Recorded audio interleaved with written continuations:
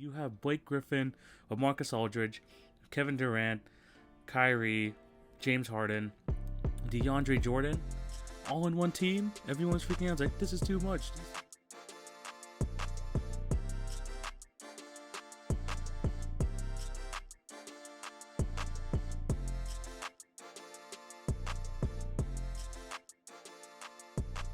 Hello and welcome to the Tuesday, March 30th edition of the TV on Basketball Podcast with your host, TV. Hope you're all having an awesome day today, and thank you for clicking on to watch or listen to today's episode. Before we start, I have to plug my other platforms. Remember to follow at TV on Basketball on Twitter, Facebook, and Instagram for updates on the podcast and for other awesome content. If you're on YouTube, remember to like, share, and subscribe. Hit the notification bell. That would be highly appreciated so you won't miss an episode. And for all the podcast listeners, remember to subscribe and leave a review if you're on Apple.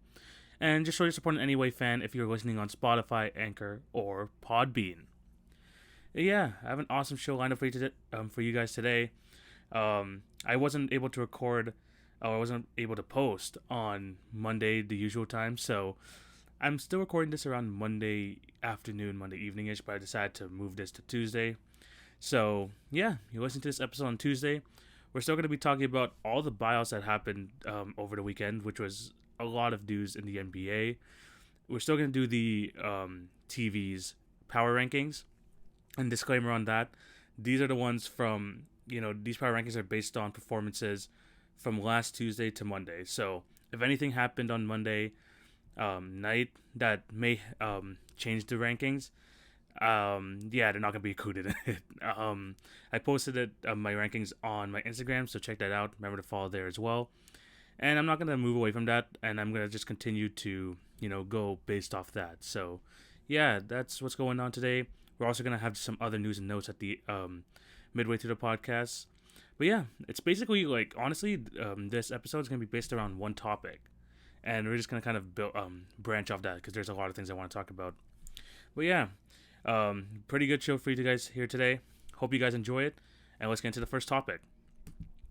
And the first topic I do want to discuss is Marcus Aldridge and him getting bought out from the Spurs, as we mentioned on last Friday's episode with Joe from Critical Condition. Awesome episode. You should go check it out. Where we basically talked about all things, the trade deadline.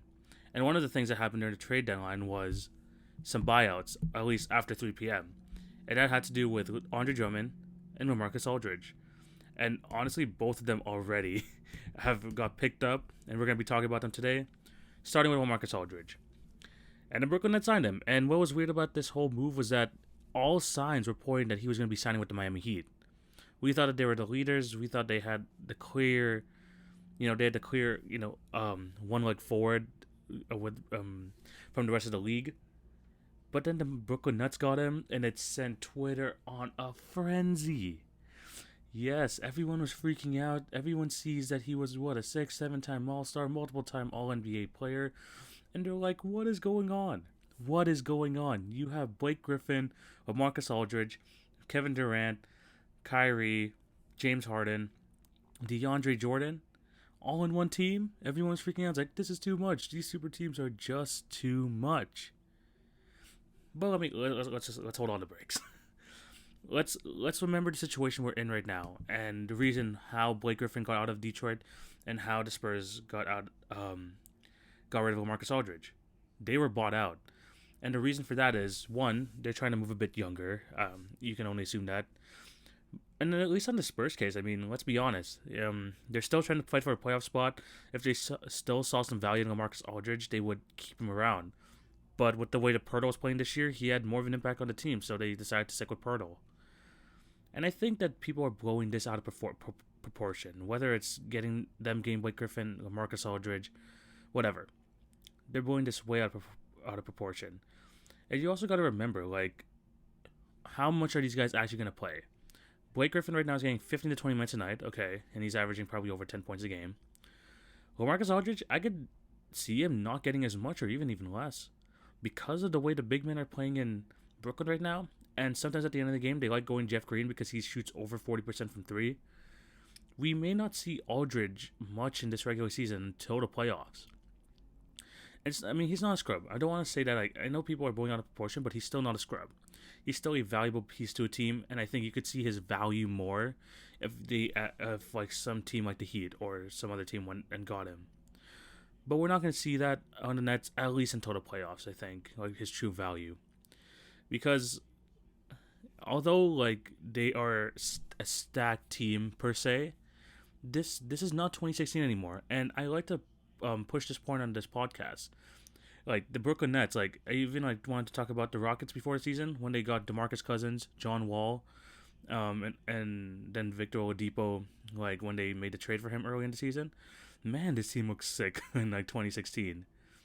And I would say the same thing here. In 2016, this would be the most dominant team in NBA history. But you gotta realize it's 2021. Marcus Aldridge got basically like just put out of the rotation there in San Antonio, and it wasn't like and he barely got to play near the end of his tenure. Blake Griffin, he was horrible. Whether that was lack of motivation or what, but he just didn't play great. They know their role here, and it's different. I mean, it's a different scenario. They're here to win a championship, and they're not going to go kind of outside their role.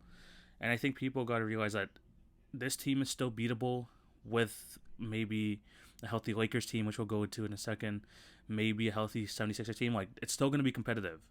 It's not like you're going to like see these guys like all score 20 points a night. There's only one ball. There's only one basketball, and they know the hierarchy in that system. You got Kevin Durant, James Harden, Kyrie, and then the rest have to follow.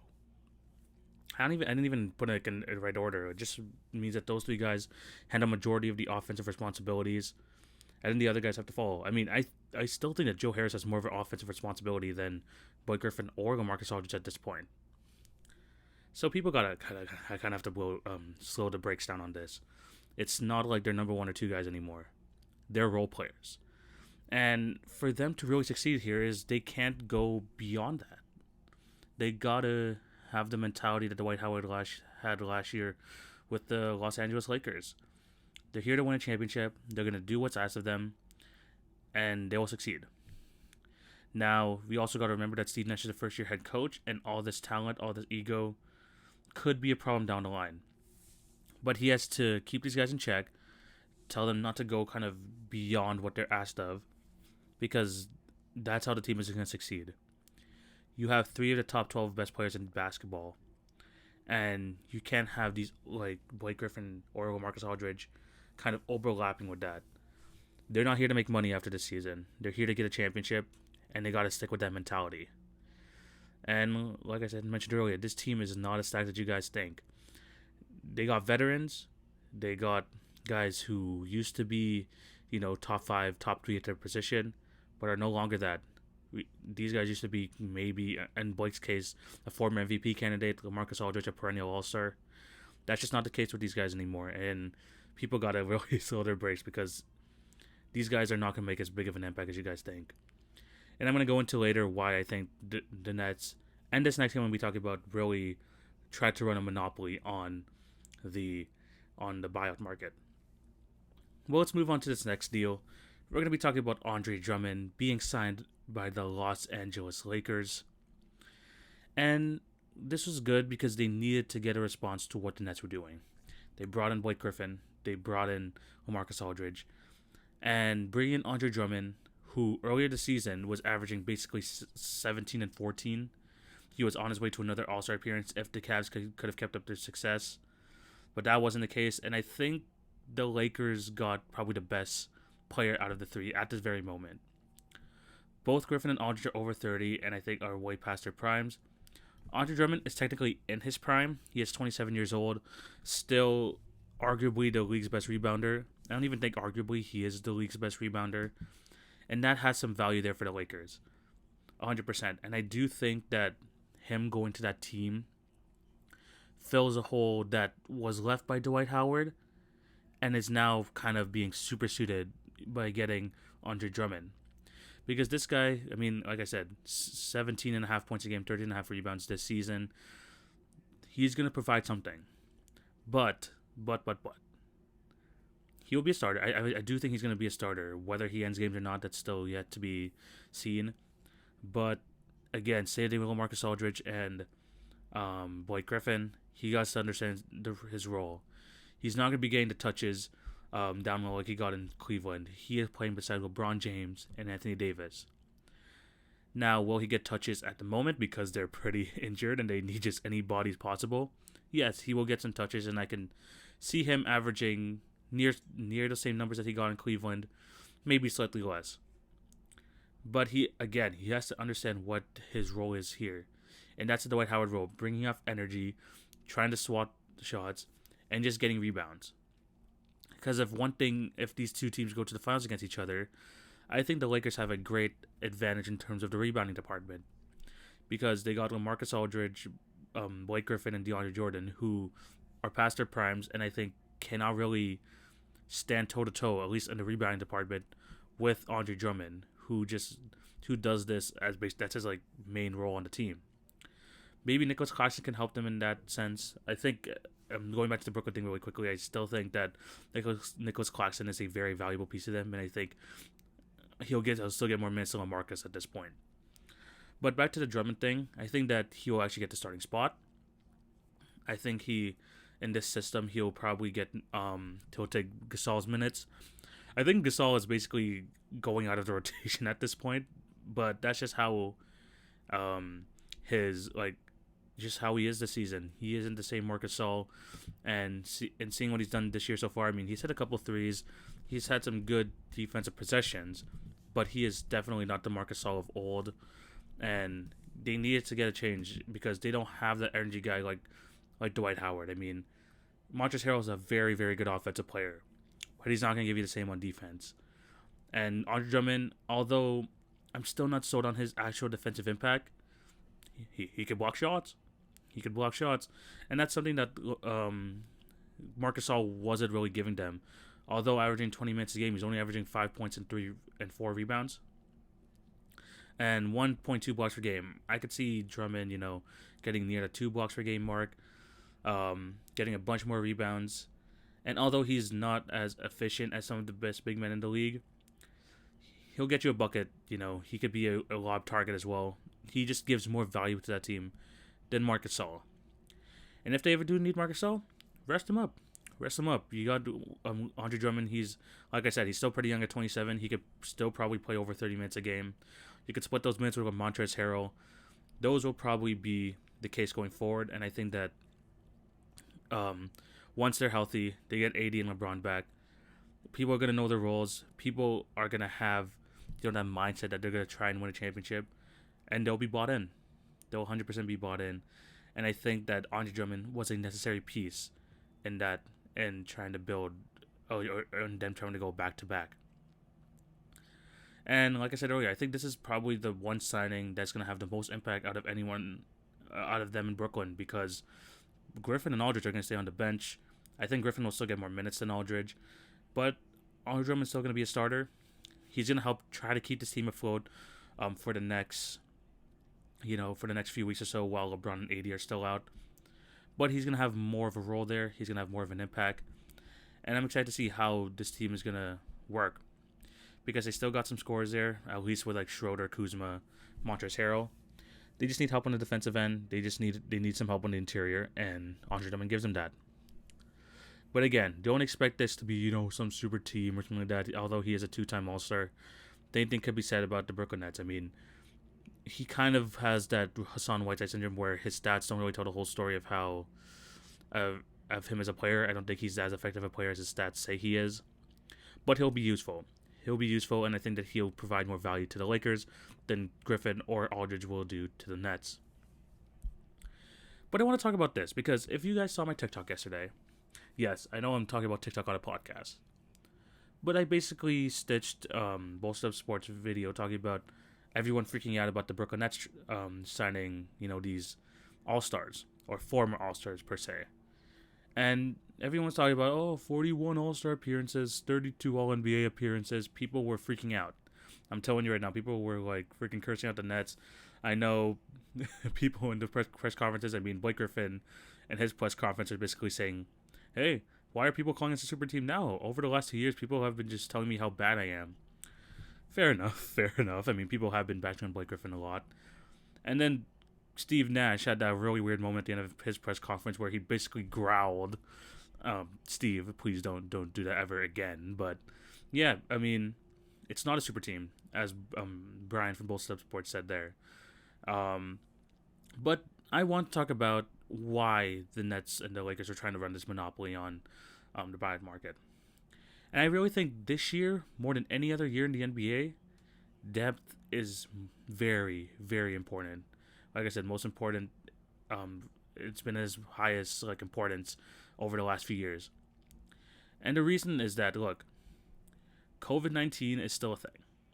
I know we're getting the vaccines. People are slowly but surely getting to go back to everyday life. I mean, we're still far away from it, but we're taking steps closer towards that.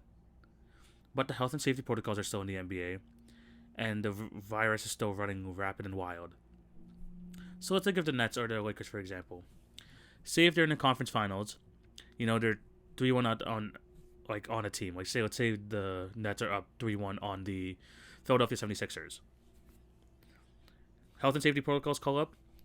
Guys, we were doing some contact tracing, and Kyrie Irving and James Harden are going to have to miss the next 2 games. That could really mess with a whole playoff run. And just the thing with these COVID-19 protocols, I mean, if you look at just the teams that got affected with it, I think it was 27 out of the 30 NBA teams that have already got affected, not infected, but affected by it in terms of, sitting players out for multiple games and stuff like that.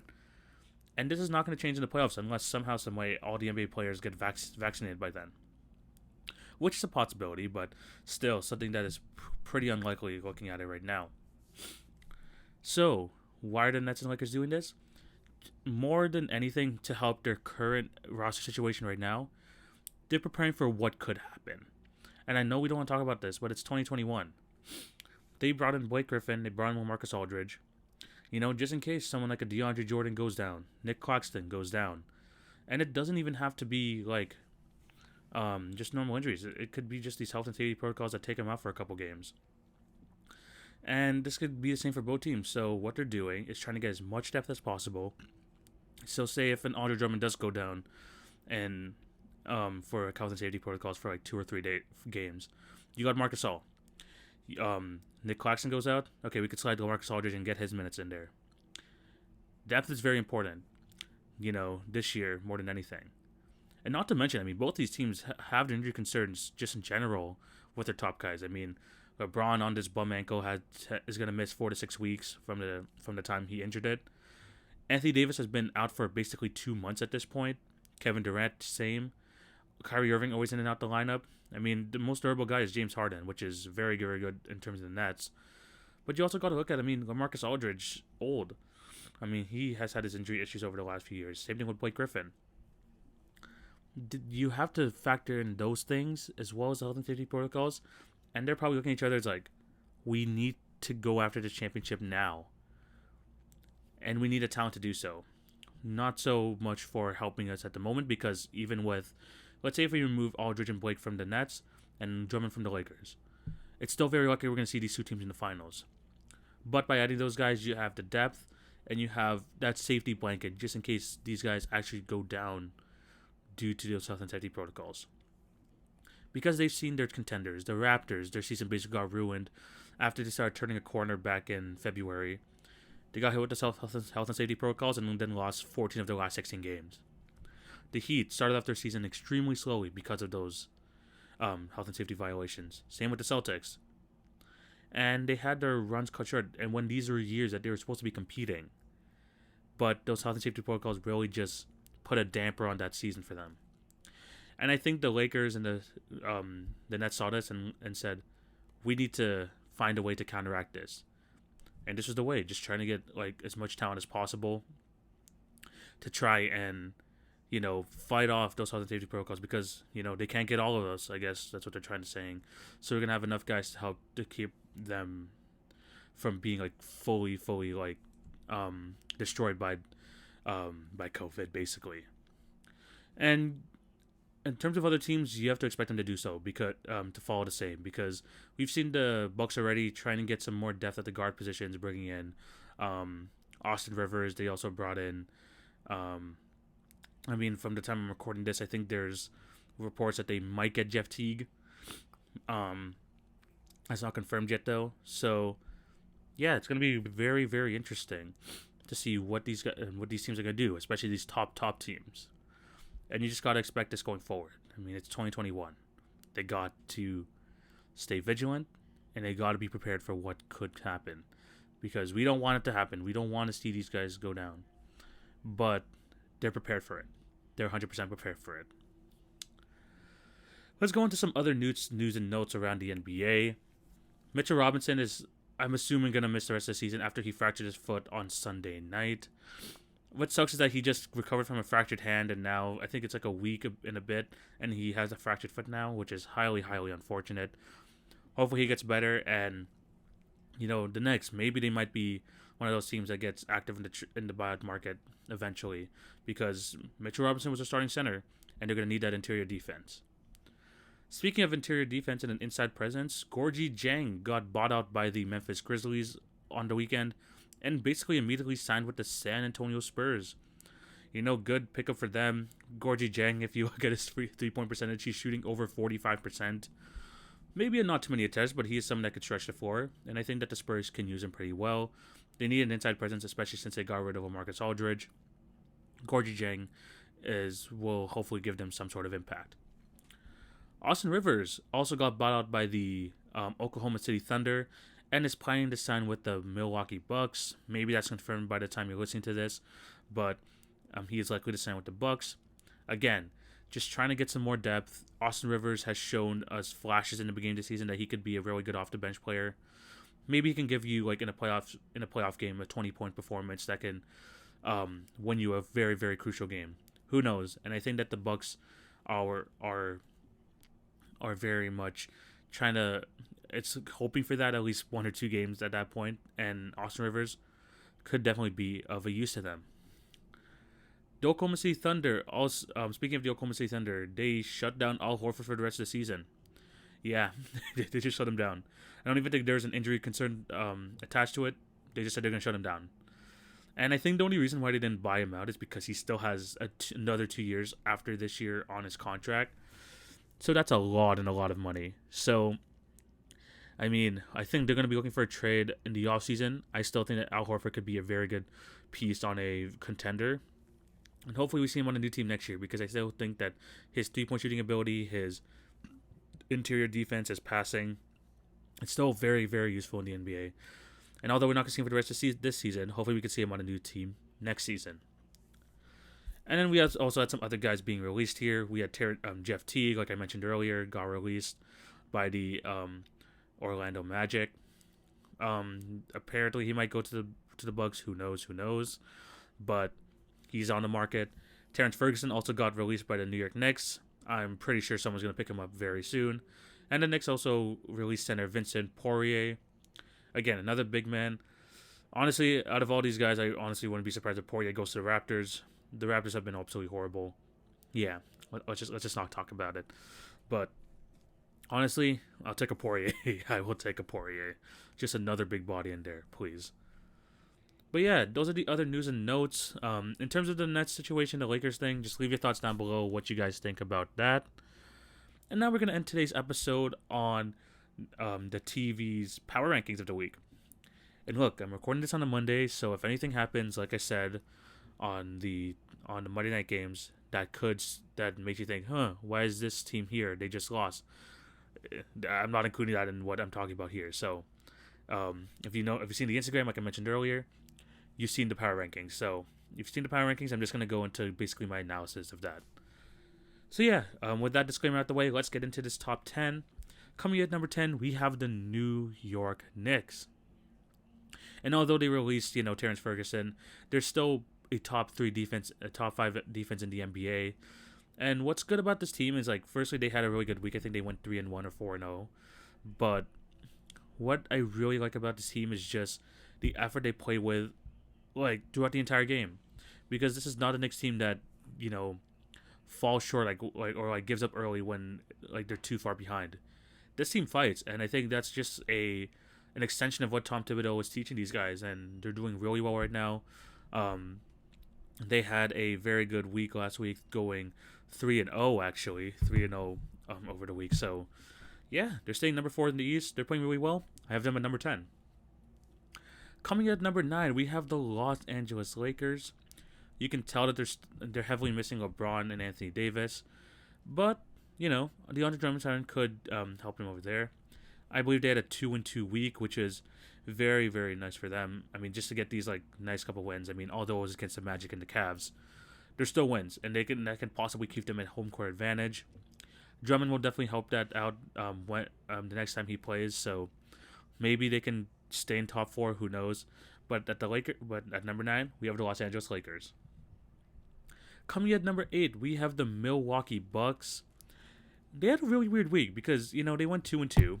Maybe they dropped them too far, maybe, but they put out some weird lineups in their losses over the last few weeks. I mean, there are just some guys like on that team, whether they're 10-day contract guys or what, I just haven't seen before. Like Diakite, Nwora, Merrill, like that was just crazy to watch. I'm just looking at the team and I'm like, I see a Antetokounmpo. I'm like, no, that's Thanasis scoring 23 points in that last game. Like, yeah, I mean, they just weren't healthy against the Knicks or the Celtics. But, they still were competitive. Like I said, maybe 8 is too harsh, but with the way some of these teams are playing this week, they had to drop pretty heavily. So that's why I have the Bucks at number 8. Coming at number 7, we have the Portland Trailblazers. Norman Powell has been absolutely fantastic for them in his first 2 games. His first game was actually like he was one of the leading scorers, and then in the second game, he actually got some key defensive plays, key buckets in that win over the Raptors. And Dame and CJ just continue to be a deadly, deadly backcourt, especially at the end of games. Nurkic is back. This team is basically fully healthy. And just watch out, man. Watch out for this team. They are playing absolutely fantastic. They won 3-1 in the week. They're currently on a 3-game winning streak. Let's hope they can keep it going because I do want to see another deep playoff run for Damian Lillard, who is still playing at an MVP level, which is fantastic. Number 7, we have the Portland Trailblazers. Coming in at number 6, we have the Denver Nuggets. They're playing well. They're playing decently well. They had a 3-1 week once again. And, I really want to see Jokic win MVP. But that's not going to happen if they are 5th in the West. They're only 1.5 game from a home court spot in the playoffs. Maybe they can even go for even higher in the rankings because they're actually pretty close. But they need to take advantage of the Lakers not having their guys right now and for them to get these good wins. Because although they were 3-1 in this week, that one loss to the Raptors was unacceptable. They showed no defensive effort. They showed no heart in that game. And the Raptors took advantage and absolutely mollywopped them by like 20-plus points. So they can't be letting those games slip away. That one game from Aaron Gordon was actually pretty nice. So hopefully he can become more of an impact player for them. But in order for Jokic to win MVP, they need to have a higher standing, plain and simple. But at the same time, they're still playing really well. That's why I have them at number 6. Coming in at number 5, we have the Los Angeles Clippers, who are on a tear right now. 5-game winning streak. Good win over the 76ers, 2 wins over the Spurs. And he also got a win over the Hawks. I think their only obstacle for the rest of the season is health. I mean, Paul George has been in and out of lineup with a foot issue. And their guys have just been in and out of the lineup in general. If they're healthy for the playoffs, I still think they could be one of the top contenders out west. Probably the biggest threat to the Lakers still. But at least what they're doing right now is just not being talked about a lot. They're playing very well, but very low key. And they just got to keep it that way. Keep things like Kawhi Leonard is. Keep it quiet. Keep it quiet and just continue to work on your game, work on the chemistry, and hopefully they can provide a good playoff run in the next couple months. So yeah, at number 5, we have the Los Angeles Clippers. Coming in at number 4, we have the Phoenix Suns. A 3-1 week for the Phoenix Suns, one loss being to Orlando Magic, where the former Orlando Magic, Evan Fournier, hit a layup over DeAndre Ayton. But still a 3-1 week, all close games. That Sunday game, if you guys watched it, was kind of iffy from the refs, on the ref calls, but they still got the wins. And then what I really like is that they're just turning me into more of a believer every week. And a big part of that this week was just their clutch game. Late in these games, either Chris Paul or Devin Booker just did a good job creating shots for themselves, creating shots for others. And I think that's going to be extremely key when, especially going up against these top teams in the West, the Lakers or the Clippers. They're going to need that, and they're going to need both these guys healthy. So, a healthy roster, these guys could absolutely be deadly in the playoffs. And I think it's a team that no one wants to place in the playoffs. So, at number 4, we got the Phoenix Suns. Coming in at number 3, yes, number 3. I know, 76ers fans are going to get pretty mad at me, but I have the 76ers at number 3 this week. A loss to the to the Los Angeles Clippers, but then beating teams they should have. I mean, the Knicks, they only beat them by 1. The Warriors without Steph, they beat them by 10, and then they beat the Lakers without AD and LeBron. I mean, they've been playing well. Maybe this is a bit harsh. Maybe I should have kept them at number 1 like last week. But if you look at these top 2 teams and the way that they've been winning, I gotta put them a bit higher. And, it's just a competition. I think that's just it. Just a competition they face in the week. I know they can only play the players that play in front of them, but I think the Nets and the Jazz got some more got some better wins, especially with the situations they were having. But I do want to praise the 76ers. They're handling well without Joel Embiid. So hopefully he comes back in, next couple of weeks. He's healthy, he's good, and they can push for a deep playoff run. So at number 3, we got the Philadelphia 76ers. Coming in at number 2, we have the Brooklyn Nets. Again, they a 3-1 week for them, but they got some good wins over the Trailblazers, a healthy Blazers team. Westbrook and Beal were trying to go off on them earlier in the week, but they were still able to get the win. A close win against the Detroit Pistons, I think, without most of their guys, except for James Harden. I think James Harden played that game. But yeah, Blake Griffin coming in, LaMarcus Aldridge coming in, more depth to that team, and I still think they have a clear chance of getting the number 1 spot in the East. So, coming in at number 2, we have the Brooklyn Nets. And then coming in at number 1, back at the top, we got the Utah Jazz. And the Utah Jazz, again, are just showing them as just like a consistent basketball team. And throughout the whole year, I mean, there's a reason why they're number 1 in the West and just number 1 in the league in general. They've just had that. And what I like most about them is that if they go down with some losses, they'll bounce back in a big way, in a massive way. They're right now on a 5-game winning streak right now. They should get a win over against the Cavs today. If they don't, I don't know, but they should beat the Cavs today and move to 6 games. But they've been playing really well. Donovan Mitchell, seeing his growth, has been fantastic. Best 3-point shooting team in the league. Consistently the best team in basketball. And look, they might not have the highlight reels. They're still the best team in the league. And their leadership has just grown over these years, which has been absolutely fantastic. So, at number 1, we got the Utah Jazz, staying number 1 in the top of the league. And honestly getting a sizable difference from number 2 in the West. They are 2.5 games behind the Phoenix Suns. But yeah, those are my top 10. Let me know down below whether you agree or disagree. I know some people are going to say, the 76ers should have stayed in the top 2, which makes sense, but value of wins. This is my top 10 at the end of the day, so there's that. But I think this is where we're going to end today's episode. Thank you guys for watching or listening. Remember to show love on all the podcast channels. Like, share, and subscribe if you're on YouTube. And remember to follow @TV on Basketball on Twitter, Facebook, and Instagram for some awesome content. I'm near the end stretch of my school, so hopefully I can get some more guests after I'm done with this hard stretch of school. I'm going to have another podcast out by Friday. And always check me out every Friday on the Project Drivo show on his YouTube. Go subscribe to him because I'm also on a weekly show there. Thank you guys for all your support. I got some good numbers on the trade deadline special and the one before that. So again, thank you guys for all your support. And once school's over, trust me, I'm going to have just more and more content to put out for you guys. And I'm just excited for the playoffs are coming soon. And just more NBA basketball. But yeah, again, thank you guys for all your support. And I hope you all have a fantastic day. TV signing out. Take it easy, guys. Peace.